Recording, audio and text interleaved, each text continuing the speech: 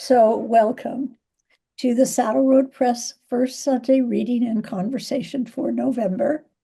Today we feature Jim McVey, author of Loon Rangers, and Kathryn Winograd, author of Slow Arrow, Unearthing the Frail Children.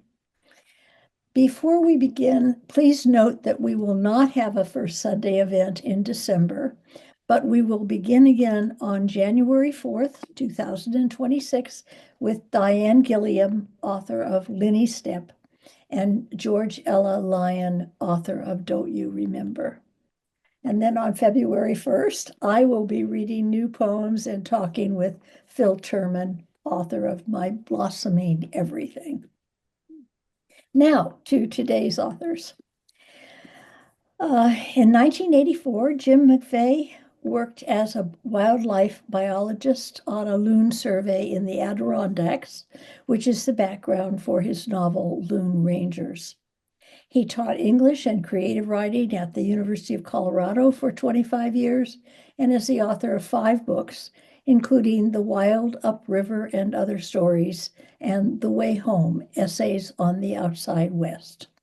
Today, he is the director of Victory Gardens, a nonprofit organization in Colorado dedicated to building local food systems in mountain communities.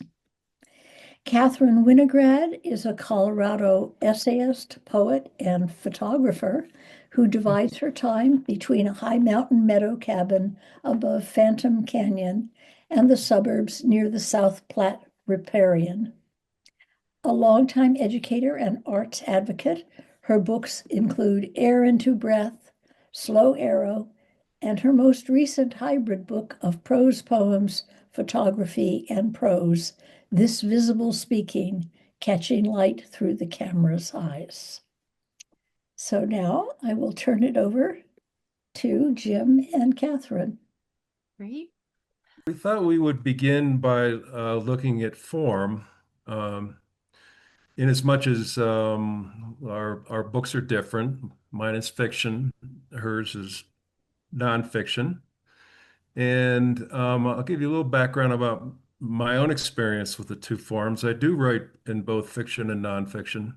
And for me, there's a close relationship between the two. My fiction often reads like nonfiction, and my nonfiction often sounds like fiction.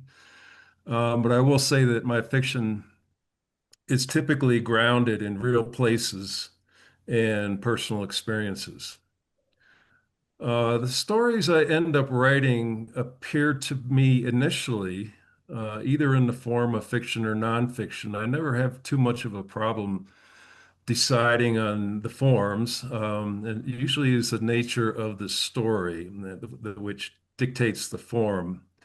In the case of Rangers, I knew I wanted to mythologize my personal experience as a wildlife biologist.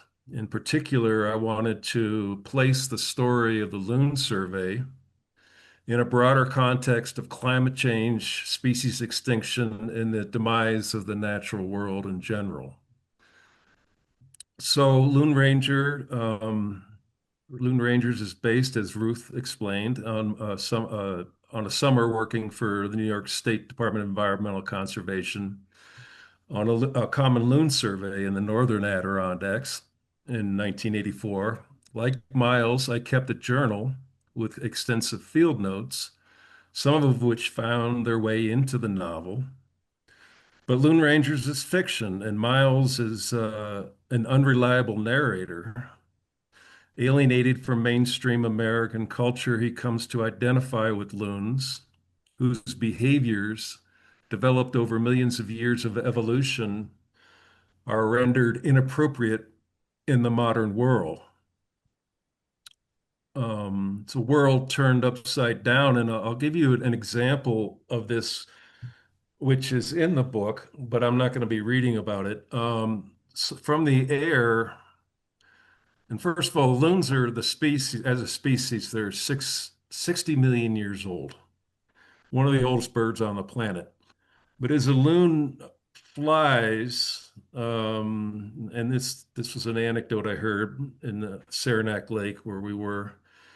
As a loon flies through the sky after a rainfall, looking down on the top of the forest, it will see this dark serpentine pattern winding through the trees and think of it as a river, when in fact it's just a road of wet asphalt. And so this has happened, I don't know, more than once, and they will try to land on what they think is a river, but it's actually a road, a kind of a rural, isolated road.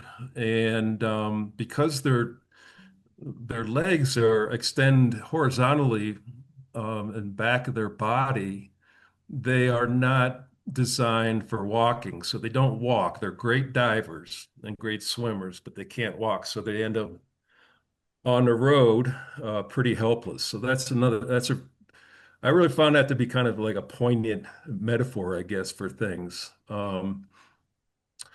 So I'm going to read a passage that appears early in the novel, and I'll set it up a little bit. Miles has his wildlife partner is named Annie. And they stay in a house right outside of Saranac Lake, and in this house, it's a state-owned house built in the 20s.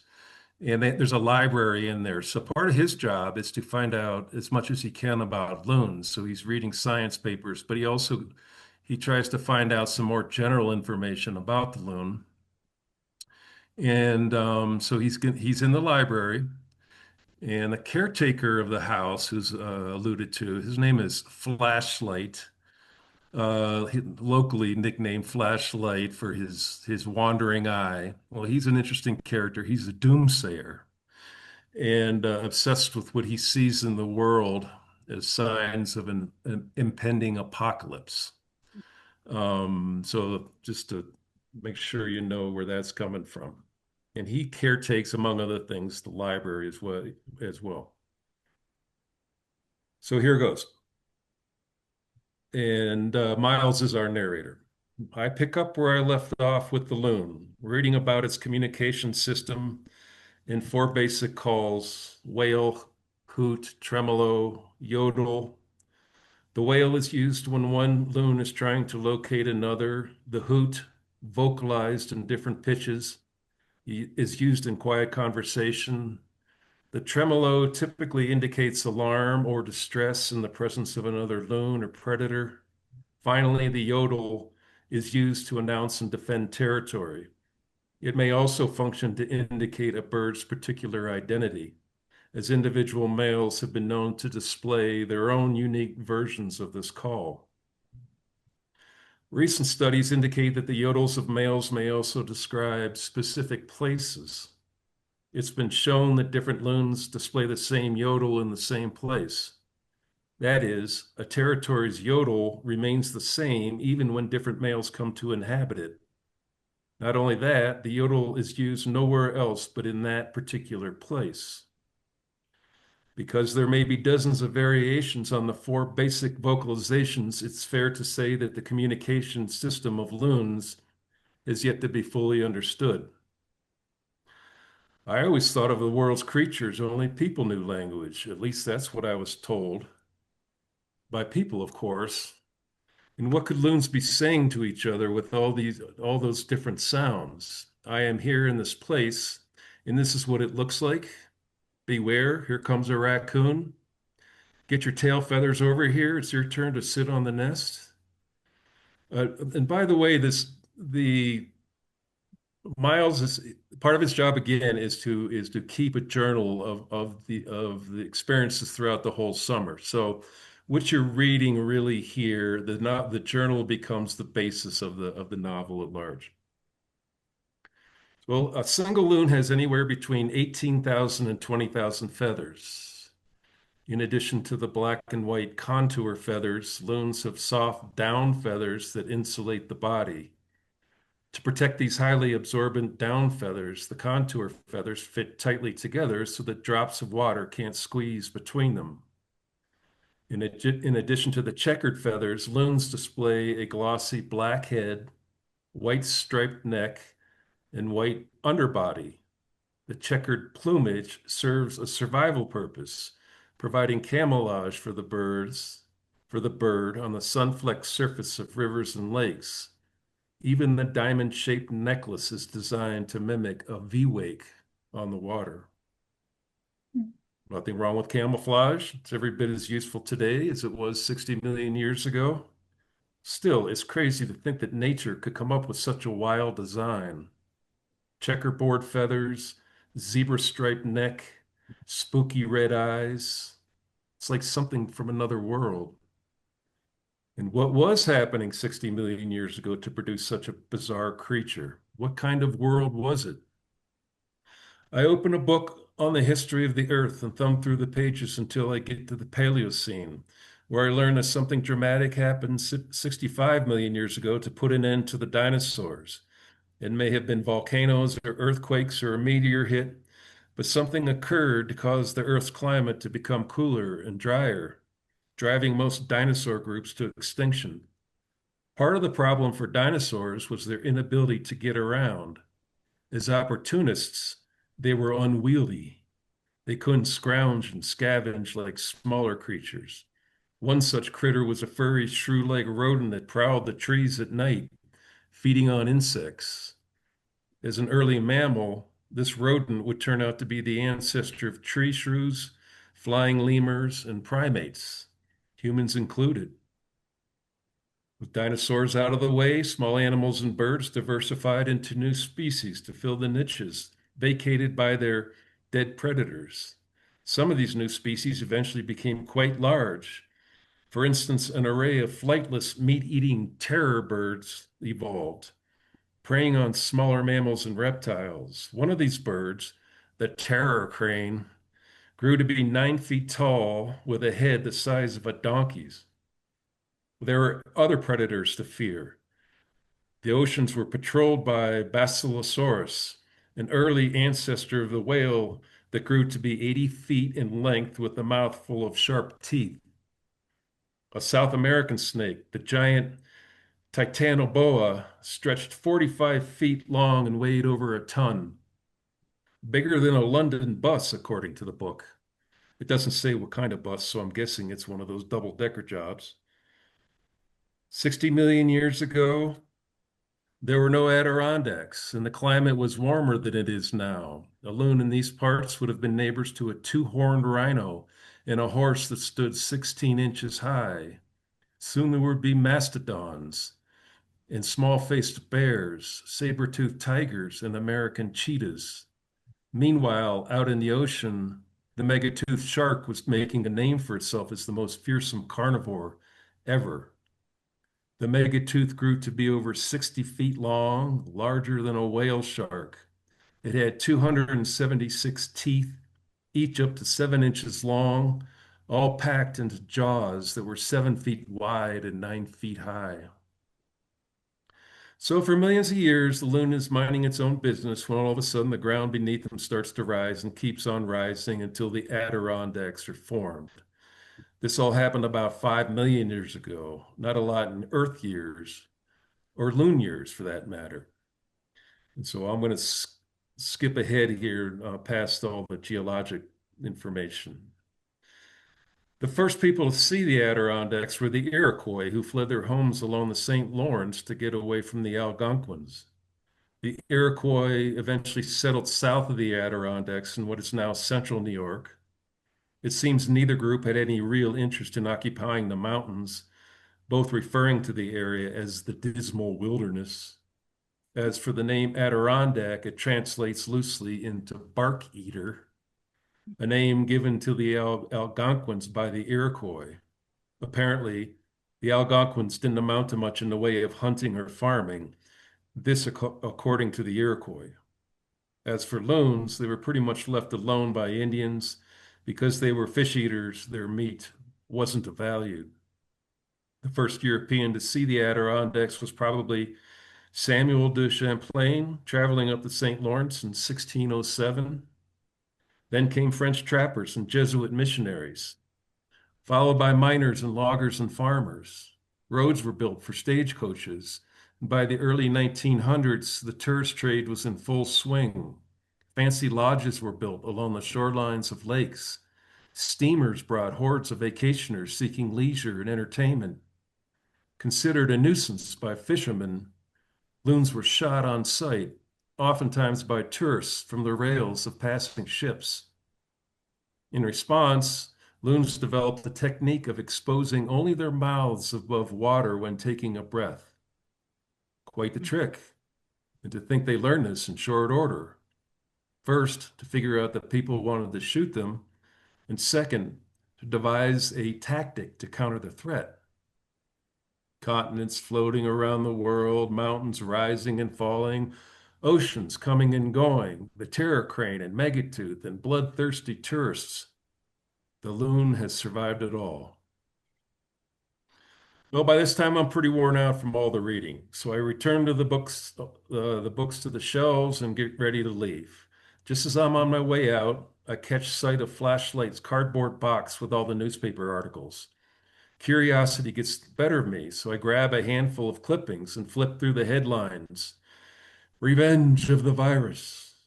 Killer bees are here.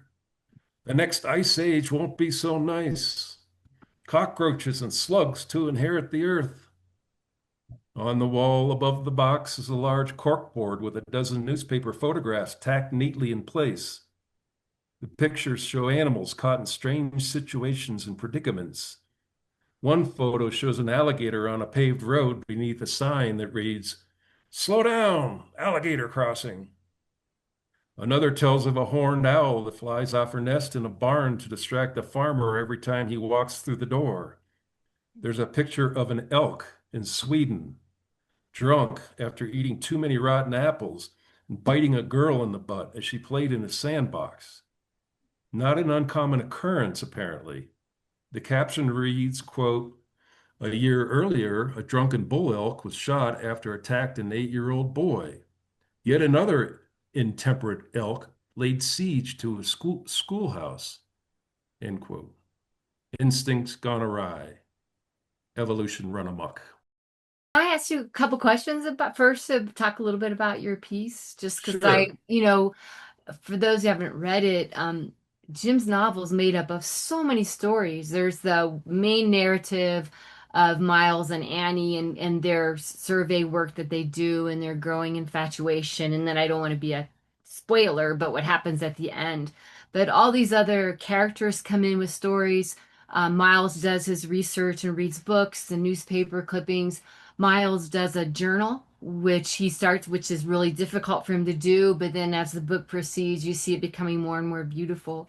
So I guess my question for you is, especially what you just read now, how do you see that those stories that you're giving us working together on this main narrative about this relationship and adventures of Miles and Annie? Excellent question. Yeah, certainly. I mean, it does come back again. Very briefly, I did my dissertation at Colorado on contemporary Western writing, and that includes the influence of Native American writers like Leslie Marmon Silko and some others. And even some of the Anglo-American writers were saying the same thing about storytelling. William Kittredge would say storytelling is the most fundamental thing we do. It's something designed to get at the point of all things. And so I do, and with Silko in her assessment of her oral storytelling tradition, she sees story is everything. Language is story. And it consists of all these stories that interrelate to reflect that kind of worldview of the interconnectedness of all things, all dimensions of space and time. And so I found that really fascinating. And so I did, yeah, try to create a kind of a tapestry of stories.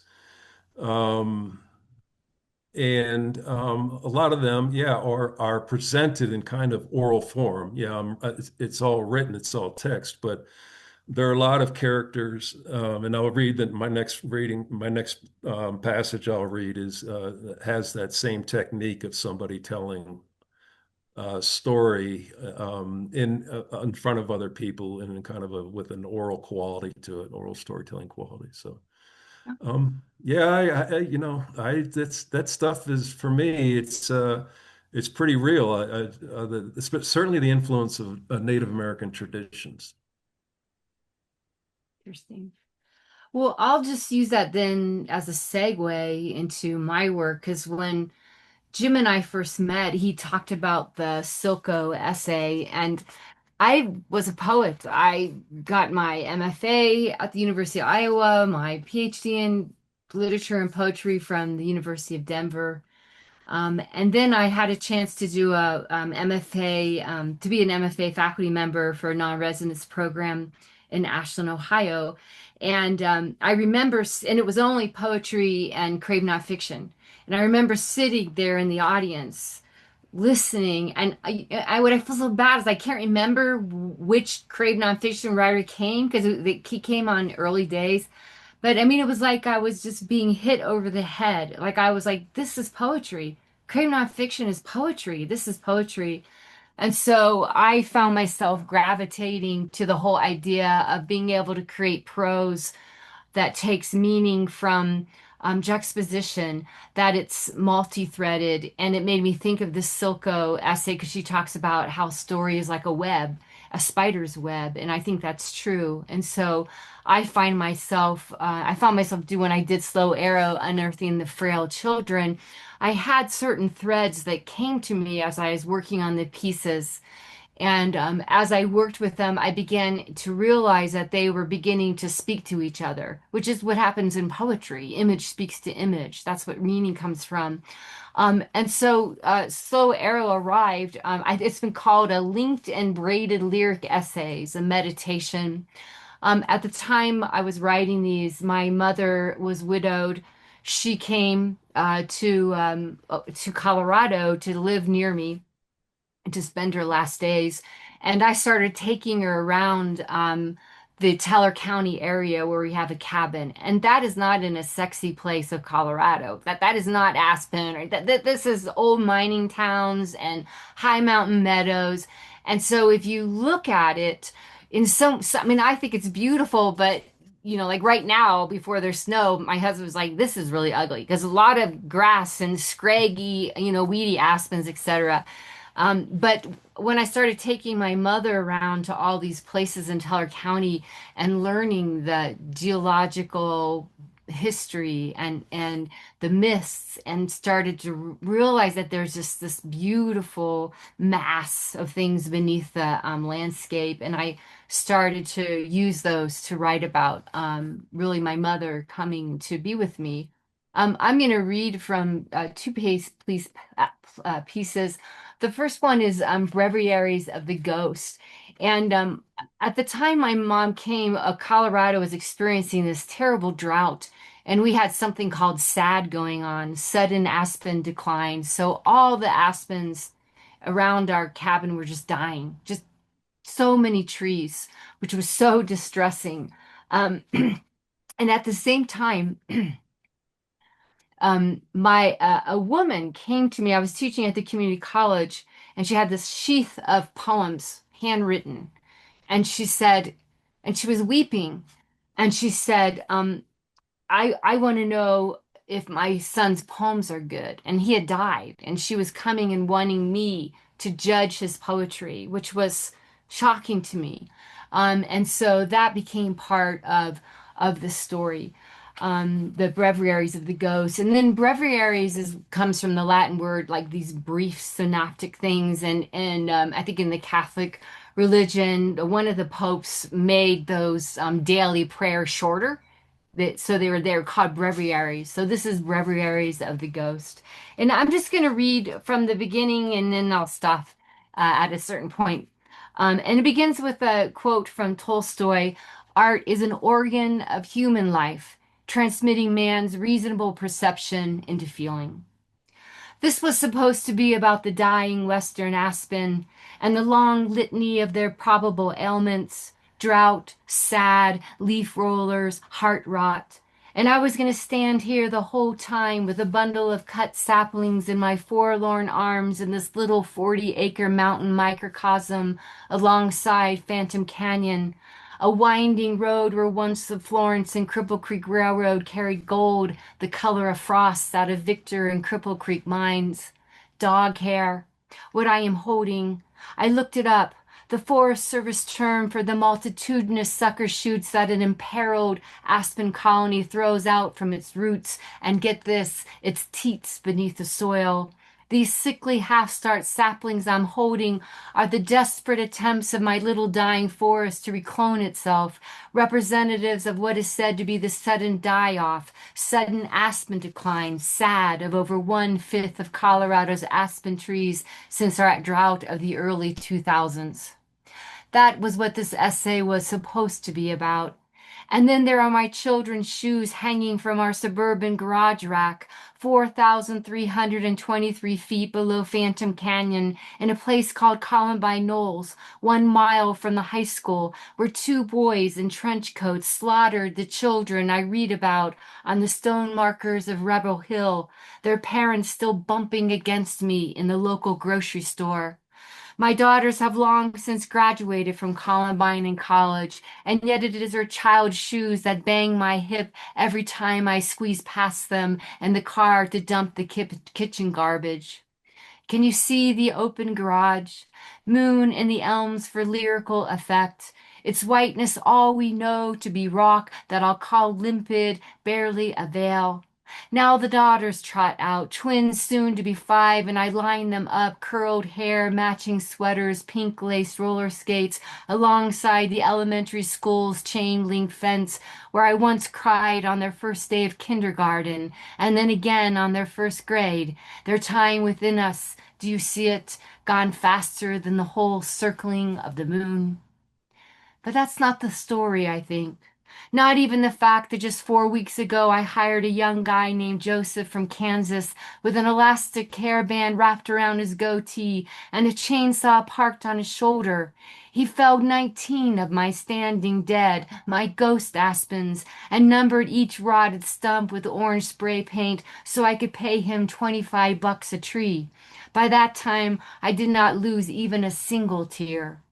Some 26,000 years ago, or 25,920 years to be exact, plus another 14 or so since the start of the millennium, we had no North Star above the wobbling earth, no Polaris to point to along the Earth's axis to steady us, to navigate us across seas, past dragons hidden at the edge of ancestral maps. Axial precession, the scientists call it, how the gravity of the sun and the moon, even Jupiter, pull the earth until, bulging at the equator, it shifts. The lesser stars, the blurred ones that Neanderthals and the Cro-Magnons could only see the milk of out of the corners of their eyes, give way bit by bit to the hard stars, the bright ones we eye now as true north. But even these stars will blur, wander off kilter until only absence is true. This is the story, I think. Can you tell me, the dead son's mother asked me, if his poems are good? Scientists ask if time is always linear, always moving forward. Everything scientists suspect causality. In their helical model of time, time moves in circles around what they call an emergent linear time axis, only sometimes pushing off in a new direction, time both forwards and backwards. The dead son's mother had signed up to take my writing class at the community college so that I could judge, she told me, the poems of her son, handwritten. My son died. He wrote poems. He was going to take your class. Can you tell me, she asked me, are they good? For 45 minutes she wept in my office telling me the story of her son, a junkie, though she did not say that harsh word and I feel guilty saying it now, the son dead some 2 years ago in his 30s of an overdose. Well, murdered, she said. I would call it that. Tolstoy said, it is not the artist who by his knowledge or skill produces the beautiful, but the idea of beauty in him itself produces. I remember my daughters young before their leaving, and myself, I see it so clearly now, as if barely out of girlhood, walking out after dinner, our yearly visit to my parents' Midwestern farm. Evening spooled from the tree shadows, the sun a gold needle. Do you see how memory wills itself into the beautiful? At the spillway of my father's pond, behind us with our each step, the kitchen lights brighten, voices of my mother and father, or the clean-up rattle of washed silverware laid out on stainless steel counters, punctuating the gathering hush, an insistent farewell to moment, instant, now, before the pines swallowed us, there, here. All the time the dead son's mother wept, I listened and willed myself to sit still. Though I am ashamed to say, teacher that I am, I kept thinking the whole time how she got her story wrong. The old chronological then and then this narrative, that arrow of linear time that the helical scientist tells us does not exist. No way, I told my colleagues later, is a grieving mother going to take my class for credit. When does perception turn into feeling? I ask myself now. The morning my neighbor Tom cut down 6 trees for me, the most noticeably dead, I wanted him to cut down more, but as Tom said, the chainsaw was out of gas and tired. I remember the first tree he cut down, undercutting it so he could fell it true and it would not fall back over the stump, kick back at him, and how it struck me on the way down instead, the sting of its branches on my cheek still. The cutting done, I walked through the dry fields with their yellow hefts of grass, springs green, elusive, and everything else, the trees slowly dying. I have been trying to follow the ways of the Buddhists as I understand them, to let go of all earthly possessions and care, for they are transient. Yet I have been known to cry at the cutting of a tree, the waste of it. I come from a wet Midwestern country, a highway of exploding ditch grass, of cornfields edged by the constant gloaming of woods and the damp leaf litter of cyclical cicadas, not these aspen shoots ascending, descending, weeds, another neighbor tells me amidst the hard fixtures, permanent, I want to say, that I keep naming into being for myself, this glacial granite I walk on, this scythe of the moon, these hard western stars. Only your images stood out, circled us the way my own lesser ones keep circling her, her dead son pounding at her front door, his broken car parked on her driveway where he slept and ate, and the train whistle creeping through every scene that she and her son listened for, the same night whistle I hear along the far river tracks, tangled up with the wild cry of coyotes migrating our suburban water ditches, or with the small pond of a father. Just thought now, memory, bulldoze in as a refuge for the red-winged blackbirds gilding the water still. If we ask our daughters, our sons, will they remember time as we do, know the feel of themselves beneath the stars, beneath the vast altitudinal sky eyeless with its long cycles of drought and heart rot, when they were such a part of us, pure palpitations of love at our pulse points, wrist, throat, thigh, ankle? Will they know the world as we do, then, now, a solitariness that embraces us for its single fleeting moment, and then sometimes, if we are lucky, again, the way I am embraced by this moment, writing these words, melding past into presence, into utterance. And I'll stop there. Wow, it's beautiful. Thank you.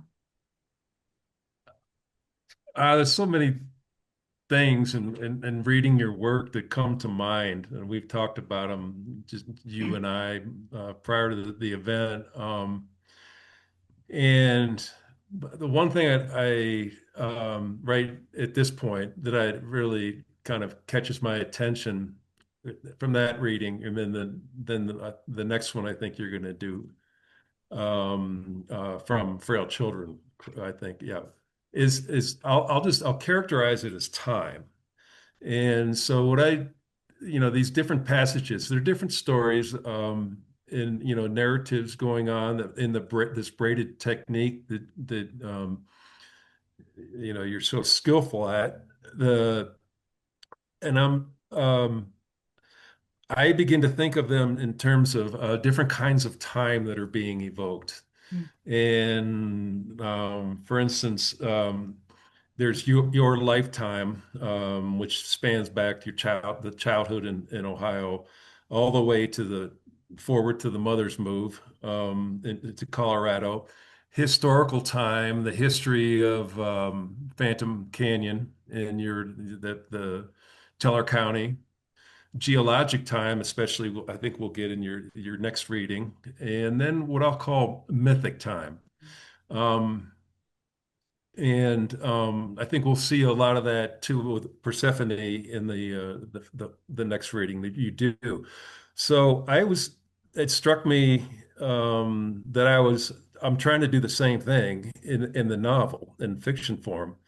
Um, in my case, I rely heavily on traditional Native American stories and how how they might relate to present times. And this is a part of Miles's journey as his whole worldview begins to shift the longer he's there studying loons. And based on his experiences and some of the things he reads. So I'm going to start with a one little passage.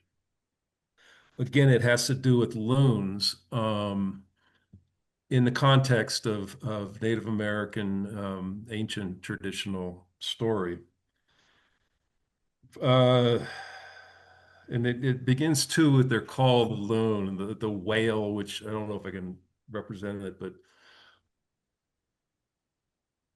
so that's the one, if you've heard that on TV commercials or wherever, or maybe if you're lucky, on a lake, a very still lake somewhere in north. That's the whale, and it's a very haunting sound.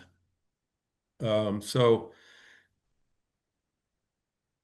call of the loon, voice of the wild, timeless lament of primeval earth. For the ancient ones, they too haunt this land. The loon was a bird of magical powers, divine messenger, omen of death.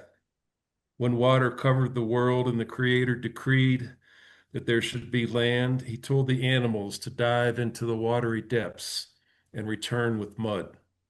But the waters were too deep, and the animals failed.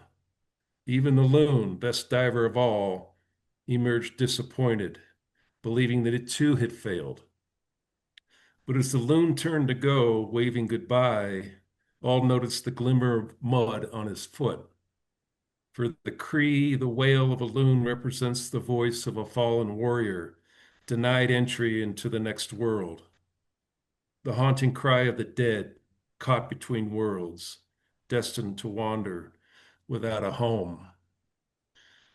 And then I am going to go a little bit later in the book and set this up. It's early evening. They're in the field. They've been in the backcountry conducting the loon survey, checking out a number of lakes and involving portages and everything. And they're coming back. It's been a long day, and it's evening. Evening is falling, and they come upon this lone, this solitary camper along the lake who has a fire going, and he invites them ashore for a cup of tea. And so they join him. And later, Miles will learn that this camper is a fairly well-known local hermit named Henry. And so what follows is the hermit's storytelling drawn from indigenous oral traditions. So you can hear my phone in the background, maybe. Maybe not. Good. I get a phone call like on the average of once a week. So it's a pretty exciting event. But okay. So this scene begins with Miles staring into the fire, the campfire. I stare in, along with his partner Annie, his wildlife partner Annie. I stare into the fire. I notice Annie looking as at the fire too. The coals change color with the fluidity of vapor, from orange to silver to black, like there's something breathing inside the burning wood. A thin wisp of blue flame appears and vanishes within a split second, back and forth like this. The flame flickers in the dark until it slowly assumes the shape of a thin blue ghost. It's true, the hermit says. Everything's true. The flames in the fire flicker like a neon light on the fritz. Tattered ash clings to the burning wood, flapping wildly like trees caught in the hurricane wind of an atomic blast, or the tentacles of sea anemones on a shallow reef with the water swaying this way and that, this way and that. Quote from the hermit: the Iroquois believe the air is peopled with spirits. For instance, that sound of the wind in the pines is the song of a young woman as she floats down a raging river toward a certain death, mingled with the roar of rapids and the strange cry of her lover as he plunges headlong into the waterfalls after her. Do you hear it?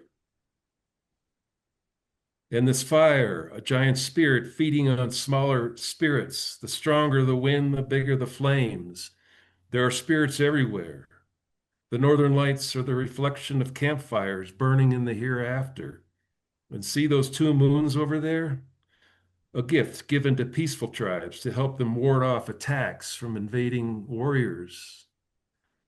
It's always been that way, you know, the hermit explains.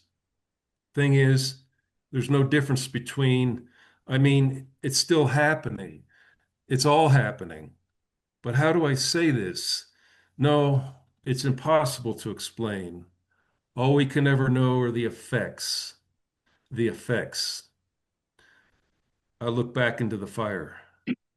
Can you imagine what it must have been like, the hermit continues, to be taken from your home and placed in this world with all its wonders and terror, its dangers and mystery, to wander a wilderness utterly indifferent to the fortunes of man, a world that had never known his kind, a hideous and spectacular place of riotous vegetation and rapacious monsters all vying for domination. The Creator imagined the world into being from a great island floating in space. He tore a large tree from the ground, opening a passageway to a sea that was covered in clouds. He then called for a woman with child, wrapped her in a ray of light, and sent her below. When the birds and animals of the sea cloud saw Sky Woman descending from above, they worried that there would be nowhere for her to land. So Loon dove to the bottom of the sea and returned with a clod of earth. Turtle then offered the hard shell of its back as a place to put the earth. As the light came near, the birds flew to receive Sky Woman on their wings and carry her safely down. When she stepped on the island, the earth began to grow. Having lost her former world, Island Woman danced a new world into creation on the back of Turtle. Soon she gave birth to twin boys, the spirits of good and evil. Good set out to beautify the world, but evil sought to destroy it. When Island Woman died, Good shaped the sky with his hand and created the sun from her face. But evil put darkness in the western sky to cover up the sun. Good then created the moon and stars from his mother's breast to guard the night sky. Finally, he gave her body to the earth so that life could appear. End quote. I look at the two moons burning brightly, one in the sky, the other on the surface of the lake. Quote, but can you imagine what it must have been like for the first people? It must have seemed a savage and magical place, a bewildering exile from the home they had known. But this was the point, you see. It was all too easy. There were no evil spirits to challenge the people and make them brave. Yes, there were consequences if they strayed from the right path, but the consequences were not that great, not like they are now. Maybe they thought they were taken care of and nothing bad would come to them. Maybe they grew complacent and took things for granted. You know how people can be. But imagine the fear, the longing, and regret, haunted by the memory of a home they had lost, a place of clear running streams and fertile valleys, forests and plains alive with deer and buffalo, bear and wild horses, where everything had a place, a purpose. The hermit proceeds to describe how the people had danced around the campfire at night, banging drums and singing, telling stories and laughing, keeping all the animals awake, carrying on until they were taken from their home in a basket under the cover of darkness so they wouldn't know where they were going or how to find their way back. But honestly, at this point, I have my hands full with the fire. Waves of light and shadow passing through the glowing coals have come to life. I catch glimpses of faces, wan visages, waving arms, wild gestures. Restless spooks fly through the burning coals from one side of the fire to the next, like animals trapped in a cage, looking for a way out. There's something in there, something alive. They have faces. I can see them. It's all happening too fast for me to get a handle on, especially with the hermit going on about how the people were told that they could return home only when they had acquired bravery and circumspection. Bravery and circumspection, Annie repeats, letting the thought sink in. They were afraid, the hermit continues. How should their prayers be heard, they wondered. When they felt joy or sorrow, how would their messages reach home? They were told that a second self exists for each person, a spirit that lives in the air, who knows the way to the other world and who conveys all prayers and messages exactly as they are spoken. These spirits would answer their calls so that none of their words would be lost, and they would guide each person on the long journey home when their time was ready. To test out the system, one of the people walked down to the water's edge and began to speak in a loud voice. After he spoke, he heard his words repeated across the lake by the first messenger, who then passed them along to the next, until the words traveled over the treetops and across the mountains and lakes, growing fainter as they went. Do the right things, the people thought. Observe the rituals and ceremonies according to ancient customs, and be careful because there are always unintended consequences to what you do. This was the understanding. Do what you're supposed to do, and eventually you can go home. Well, story has it the two brothers moved with their families to a river near the outlet of a lake where they practiced the ceremonies as they were told to do. In return, a large white stone magically appeared one day. It was like any other they had seen.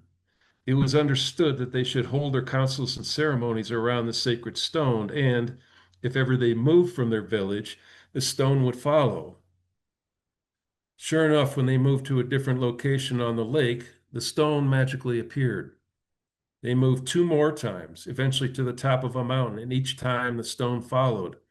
They performed their sacred rites around the stone, and it was here that the wisdom of the nation was formed. Then news came that white people had arrived from beyond the sea in the east. It wasn't long before they encountered these new people, and misfortune befell them, disease, famine, and the like. The council fire was extinguished, the people scattered, and there was nowhere for the stone to bring them together. It became like a stranger in its own land, an exile in its own home.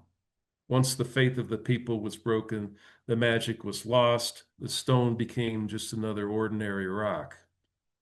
Today, this piece of white granite, unlike any other in the whole region, remains all that's left of the ancient ways in these valleys and mountains along these rivers and lakes. Once a home, now a memory. The hermit draws a deep breath, cups his hand around his mouth, and cries, Hioekoke! Once a home, now a memory. A gust of wind blows across the fire, chasing sparks through the glowing coals. The hermit stands and walks to the edge of the lake. Hioeg, he cries again. His voice carries across the lake, echoing in the distance, rippling through the valley into the shadows of the night. Thank you.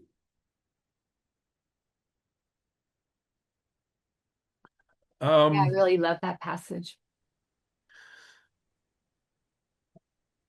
so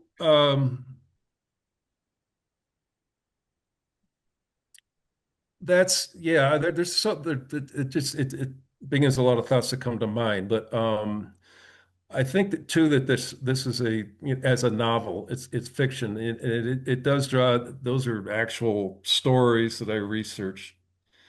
Um, but this is all, it's very exploratory, and that's the beauty of nonfiction as well. It's a very exploratory form.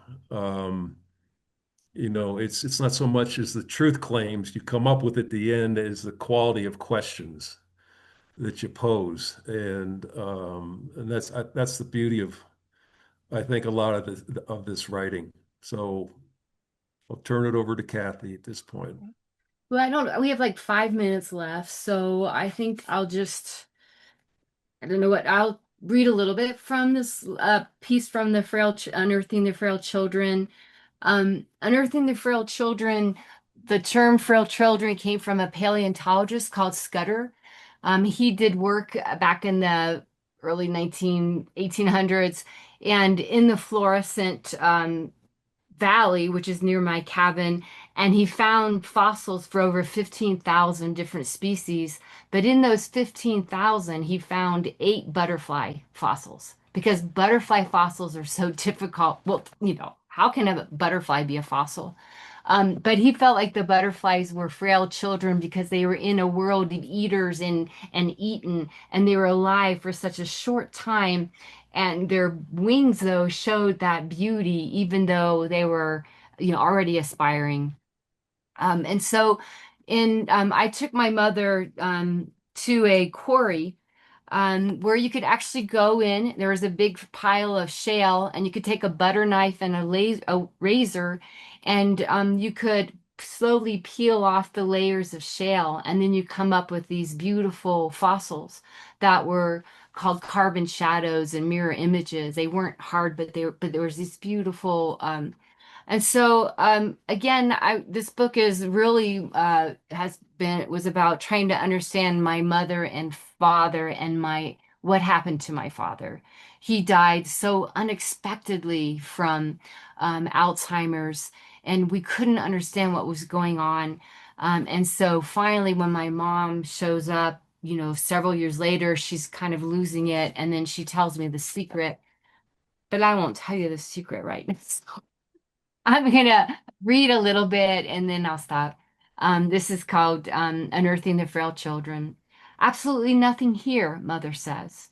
She is my traveling companion beneath this broken volcano named Guffey along an ancient lake bed once rife with petrified sequoia stumps and post-dinosaur insects. The stumps, except for one big stump that even the local fluorescent officials of 1890 attempted to hack up and send to the Chicago World's Fair, have long been pilfered by visitors prior to the designation of the site as a fluorescent fossil beds national monument.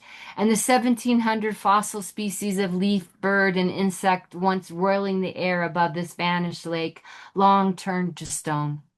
In an article called Could Time End, George Musser, a contributing editor for Scientific American, envisioned an existential apocalypse if time, as predicted by Einstein's relativity theory, from what I could make out, were to become extinct, to simply stop.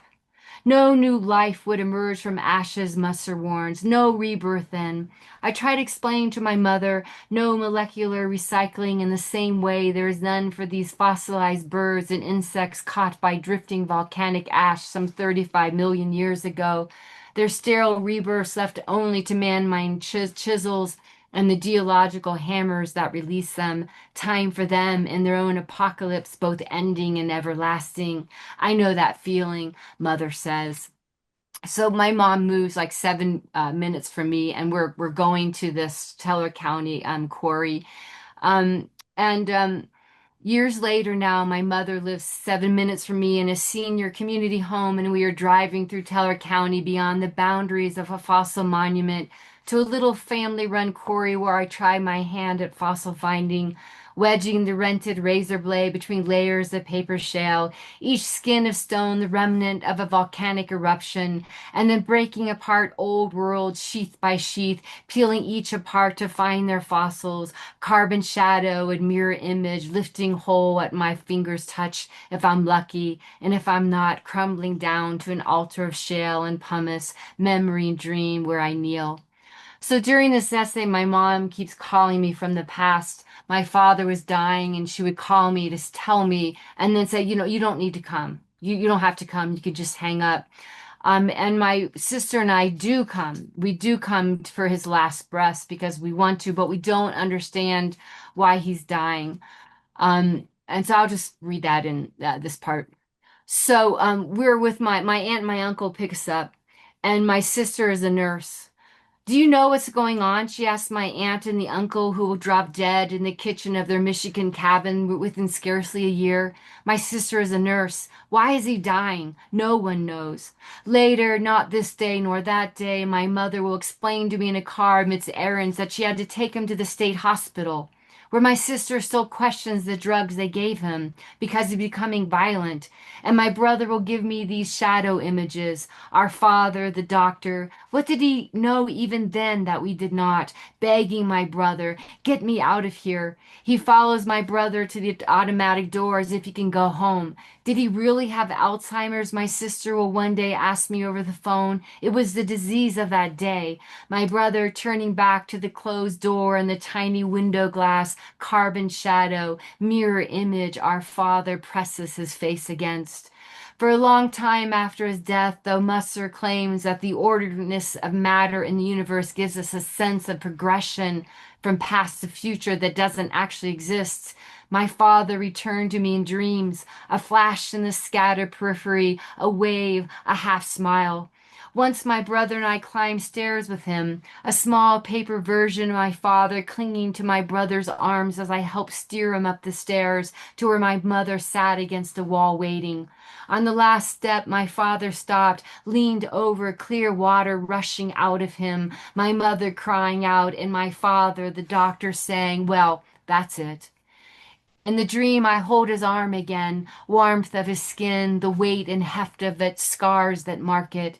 Years later, in the new house my mother will want to move from because of her loneliness, especially at meals, she says. I will remember that dream, sitting early, alone in my mother's kitchen, alone in her insurmountable quiet. Oh.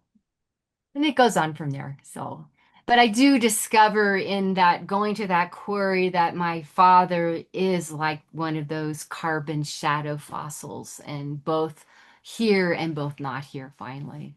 And as I wrote this book, I mean, as I do always, I believe in the power of metaphor. I believe in the plasticity of language that when you put image up against image, things happen that perhaps you have no control of, and that you discover things that way.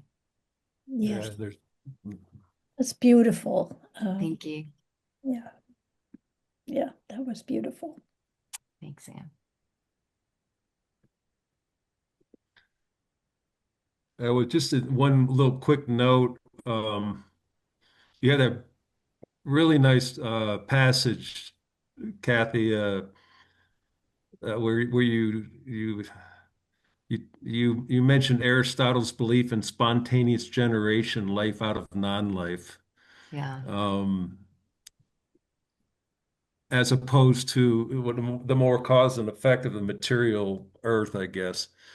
Any reflections on that? I mean, that has always baffled me. This question of life, the life force. What's up with it? I mean, where does Well, I think, I mean, as a writer, I listened to what you were reading about with this myth making, and I think that this dimension of life comes from memory and experience and story and myth. And so as I always think about as I look out over that barren little high meadow mountain up in the by our cabin, it's made alive because of what lies beneath it, the echoes, the stories. And to me, that is like this never-ending life, even though material in life may die, but there is this never-ending life that exists there. That's yeah, man. That's good stuff. Yeah. Are there any questions from people or comments? I've really thought that the readings were beautiful today. Yeah, Dawn. Well, Dawn, yeah, I just have a quick a comment to make, and that is, first of all, thank you so much for that. And second of all, can you hear? yeah, yeah, Good. Yep. Okay. And second of all, those works, forget about generic considerations, reminded me so much in American literary history from William Bradford's Of Plymouth Plantation, where they're sitting on the Mayflower and looking at the coast of Maine, not Maine, sorry, of Massachusetts, to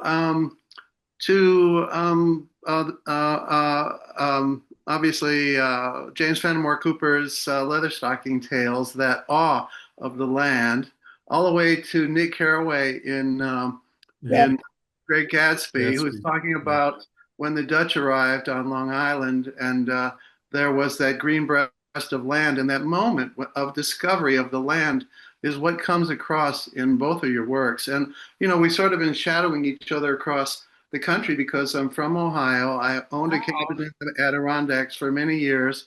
I went to DU and got oh, I lived in Clear Creek County for quite some time.